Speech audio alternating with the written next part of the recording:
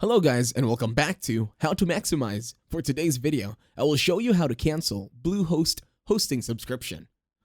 To start this tutorial, open your internet browser in your PC, laptop, or Mac. Then head on over to Google search.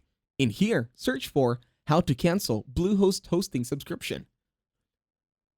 Once you hit enter, there will now be search results. All you have to do now is click on the first link that appears. In here, if you have already been billed for the next term and do not want to renew your services, you can contact us at 888-401-4678 for US citizens. Or you can also reach out to chat support.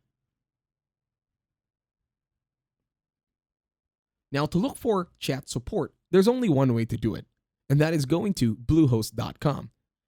In other cases, if you are a US resident, you can call in the hotline number added on the link.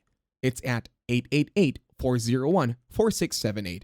Again, this is all for US citizens only, or US region. And you can also reach out to chat support. You can do this by going to your website as is. And that's it. Thank you very much for watching. Please leave a like, share, and subscribe.